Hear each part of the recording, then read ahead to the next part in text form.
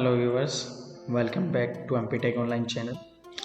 देखिए, कल हमने कुछ बेसिक फंक्शन को डिस्कस किया था जिसमें हमने मैक्स, मिनिमम, काउंट एंड काउंटा के बारे में हमने पढ़ा था।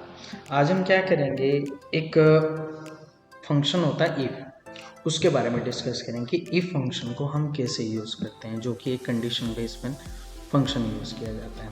आइए देखिए, पहले मैं इसके बारे में थोड़ा कुछ समझाता हूँ आपको। इफ़ है क्या अपने आप में? इफ़ अपने आप में एक कंडीशन के बेस पर फंक्शन में काम करता है। इसके अंदर कंडीशन यूज़ होती है और कंडीशन यूज़ होने के लिए इसके अंदर यूज़ होता है बुलियन ऑपरेटर, बुलियन। ठीक है, तो बुलियन जो वैल्यूज़ होती हैं वो दो होती है, बुलियन वैल्यूज़, बुलियन वैल्यू। ठीक है, कौन कौन सी होती है? एक बुलियन वैल्यू होती है इसके अंदर आपकी ट्रू। मैं इसको जूम कर लेता हूँ। ठीक है, ट्रू। ठीक है, एक बुलियन होती है आपकी, नंबर 2 फॉल्स। अभी इसका वर्क एथिक्स कैसे होता है, वर्क काम कैसे करता है, जैसे देखिए अब यहाँ पे मैं क्या करता हूँ, हमारे जो रिलेशंस ऑपरेटर होते हैं ये रिलेशंस ऑपरेटर से काम करता है। ठीक है, किससे? Relational operator. ठीक है, अब जो रिलेशंस ऑपरेटर होते हैं वो कौन कौन से हैं इसके अंदर, ये देखिए। रिलेशन जो ऑपरेटर होंगे, जैसे आपका ग्रेटर देन हो गया, लेस देन हो गया, ठीक है, and greater than and equals to हो गया, less than and equals to हो गया, एंड इक्वल्स टू हो गया, एंड नॉट इक्वल्स टू हो गया।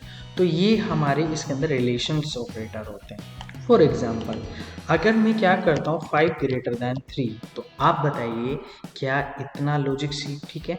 रिलेशंस ऑपरेटर दोनों में से एक ही वैल्यू रिटर्न करेगा, या तो वो रिटर्न करेगा ट्रू या रिटर्न करेगा फॉल्स अकॉर्डिंग ऑफ कंडीशन। तो आप मुझे यहाँ पे देख करके बताइए, अगर आपका 5 ग्रेटर देन 3 है, आप तो क्या होना चाहिए? ट्रू होना चाहिए कि फॉल्स आना चाहिए? 5 ग्रेटर देन 3 से तो पॉसिबल क्या है, क्या पॉसिबिलिटी बननी है? ट्रू की पॉसिबिलिटी बननी है, लेकिन इसने काम नहीं किया। तो इसको एक्सेस करने के लिए क्या करना पड़ेगा? आपको बताया था एक्सेल के अंदर कोई भी फॉर्मूला अगर यार ये अप्लाई करना चाहते हैं तो उससे पहले आपको इक्वल का साइन अप्लाई करना है, और 5 ग्रेटर देन अगर आप यहाँ पे 3 कर देंगे तो आंसर इज ट्रू। ठीक है, अगर मैंने 5 लेस देन 3 कर दिया तो आंसर इज फॉल्स। जाहिर सी बात है, मैंने किया 5 greater than and equals to, अगर वो ग्रेटर नहीं है तो क्या होगा? इक्वल होगा, अगर इक्वल नहीं तो ग्रेटर, तो answer is true. 5 less than and equals to 3। ठीक है, अब मैंने बोला 5 equals to 3, answer is false. अब मैंने बोला यहाँ पे equals to 5 not equals to 2, तो यहाँ पे क्या आ गया? आंसर इज यहाँ पे आंसर आपका क्या आ गया? देखिए, अगर हमें इसके अंदर नॉट इम्प्लीमेंटेशन करना होता है तो नॉट के लिए हम इसमें 5 लेस देन ग्रेटर देन लगाते हैं 3, तो 5 इक्वल नहीं है किसके? 3 के, तो ऑप्शन क्या देगा? Is true. समझ आए? तो इफ में हम यूज क्यों करते हैं? क्योंकि इफ के अंदर जो स्टेटमेंट पास होता है ना, वो रिटर्न होके ट्रू होना चाहिए। देखिए, अगर मैं यहाँ इफ लगा रहा हूँ और इफ के अंदर यहाँ पे सबसे पहले क्या बोल रहा है? Logical test. देखिए, ये लॉजिकल टेस्ट क्या है? इस लॉजिकल टेस्ट को ही हम बोलते हैं या तो ट्रू होना चाहिए या फॉल्स होना चाहिए। यदि आपका ट्रू है तो क्या प्रिंट हो जाना चाहिए? ए। तो देखिए, ए प्रिंट हो रहा है। यदि आपने वहां पे दे दिया फॉल्स, यदि आपने क्या नेक्स्ट टेस्ट क्या दे दिया आपने? फॉल्स। ठीक है, फॉल्स का मतलब आपने ये पास कर दिया इसके अंदर। ठीक है, तो क्या प्रिंट हो जाना चाहिए? बी। सॉरी, हटाइए इसे। अब देखिए क्या गया।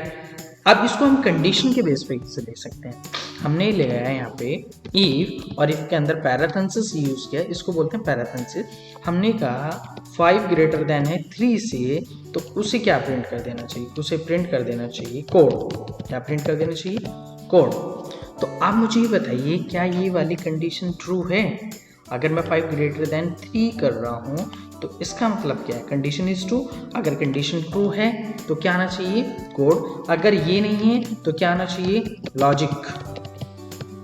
ठीक है, अगर आपका 5 ग्रेटर देन है 3 से तो कोड आएगा, ये वाला स्टेटमेंट एग्जीक्यूट हो जाएगा, वरना आपका फॉल्स लॉजिक आएगा। तो देखिए मेरा क्या आ चुका? फॉल्स। अगर मैं यहाँ पे कर देता हूँ क्या?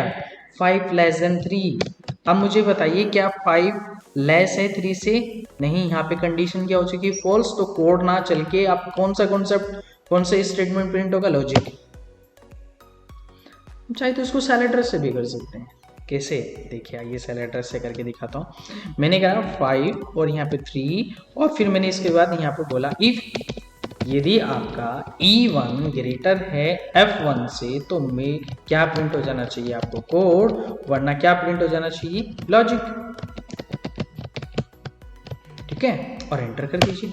तो देखिए अगर आप यहाँ पे डिजिट चेंज करते हैं, मान लो मैंने यहाँ पे क्या कर दिया 23, तो अपना आप ही वैल्यूज चेंज हो जाएगी, क्योंकि यहाँ मैंने क्या लगा दिया?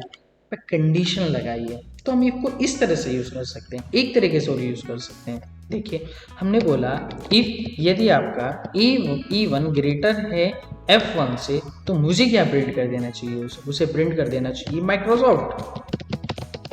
इफ यदि आपका E1 आपका लेस है F1 से तो उसे क्या प्रिंट कर देना चाहिए? गूगल। ठीक है, फिर मैंने बोला इफ यदि आपका E1 बराबर है या E1 इक्वल है F1 के तो उसे क्या प्रिंट कर देना चाहिए? उसे प्रिंट कर देना चाहिए अमेजन। आप मुझे बताइए इस एड्रेस, आप पहले हम यहाँ पे चेक करते हैं क्या E1 ग्रेटर है F1 से? E1 का वैल्यू 5 है, F1 का वैल्यू 23, तो यहाँ तो कंडीशन फॉल्स हो चुकी है, तो नहीं चलेगा। ये कंडीशन क्या होगी? फॉल्स। तो यहाँ अब फिर वो नेक्स्ट स्टेटमेंट पे यहाँ पे आएगा क्या E1 लेस है F2 से, यानी कि E1 छोटा है, तो क्या आएगा? गूगल। एंटर कर देते हैं तो देखिए गूगल आ चुका है। अगर आप यहाँ फर्स्ट डिजिट हाईएस्ट कर देते हैं तो माइक्रोसॉफ्ट आ जाएगा। अगर आप क्या कर देते हैं यहाँ पे 34 कर देते हैं तो क्या आ जाएगा? आपका अमेज़न आ जाएगा। तो हम इस तरह से कोई भी कंडीशन अप्लाई करके कोई भी मैसेज अप्लाई कर सकते हैं। अभी इसका हमने ये सिर्फ मैंने आपको एक छोटा सा एग्जांपल समझाया है, इसको प्रैक्टिस कीजिएगा। आगे आने वाले टाइम में हम इसके और बहुत अच्छे एग्जांपल देखेंगे। फिलहाल आपको इसमें इतना ही करना है। आगे हम इसका थोड़ा जो लेक्चर होगा थोड़ा मैं एडवांस तैयार करूँगा। ओके व्यूअर्स, यदि आपको मेरा वीडियो अच्छा लगा तो प्लीज़ इसको ज़्यादा से ज़्यादा लाइक एंड ज़्यादा से ज़्यादा शेयर कीजिएगा। यदि आप तो न्यू यूज़र हैं तो प्लीज़ आप मेरे चैनल को सब्सक्राइब कीजिएगा, जिससे कि आने वाली वीडियो आपको नोटिफिकेशन मिल जाए। और यदि आपको कोई डाउट है तो आप प्लीज़ आप मुझे कमेंट कर सकते हैं। Okay viewers, thank you so much, bye.